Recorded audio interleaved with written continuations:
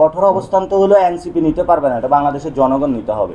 আপনারা সেটা 5 তারিখে অলরেডি দেখেছেন যে জনগণ যখন বিরক্ত হয়ে যাবে, এই রোমের যে মানুষগুলো আছে, এই বিদ্যুতের যে আজকে অসহায় যন্ত্রণা দিয়ে গিয়েছে, এই মানুষগুলো তো কখনোই এই যন্ত্রণাগুলো ভুলতে পারবে না।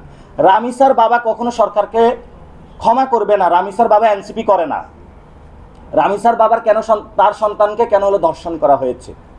সীমান্তে যে মানুষটা মারা গিয়েছে তার বাবা হলো এনসিপি করে না, সে কোনো দল করে না, সে একটা দলে বুঝে যে আমি বাংলাদেশের ট্যাক্সের টাকা দেয়, বাংলাদেশ আমাকে নিরাপদ করবে। সেই জায়গা থেকে জনগণের মধ্যে ক্ষোভটা হলো ফুসে উঠতেছে।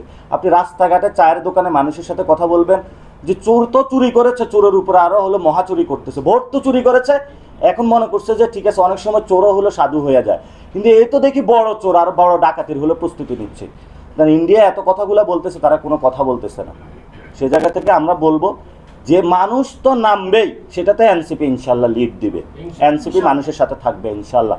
জনগণের যেই কোনো ন্যায্য অধিকারের সাথে আমরা এই যে কয়েকদিন পরে ইবতেদায়ী যারা শিক্ষক আছে তারা আমাকে মেসেজ দিয়েছে যে আমরা ইবতেদায়ী শিক্ষকরা যারা আছি মাদ্রাসায়, আমরা দীর্ঘদিন ধরে নিপীড়িত, আপনি আসবেন, আমি যাবো ইনশাল্লাহ তাদের সাথে।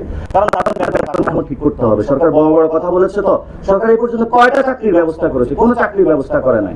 সরকার হলো কোথায় কোথায় হলো দুর্ভিক্ষীর যন্ত্রণা, ছাত্রদল যুবদল আর হাওয়া ভবনের হলো লোক খুঁজেছে। এই 3 ক্রাইটেরিয়া ছাড়া বাংলাদেশে কোথাও পোস্টিং নেই। তো এটা তো শেখ হাসিনার সময় ছিল, যুবলীগ কে করেছে, শেখ ফ্যামিলি কে করেছে, এবং হলো ছাত্রলীগ কে করেছে। তো ওটা যখন করেছে তখন তো তাদেরকে ওই ধরনের সাইজ করে দেওয়া হয়েছে। ভবিষ্যতেও এমন হবে। এখন অনেকে বলে গণ অভ্যুত্থান হবে না, এখানে তো গণ অভ্যুত্থান না হলে তো আরো জিনিস সুন্দর হবে, তাহলে বিপ্লব হবে বাংলাদেশে। সমস্যা কোথায়?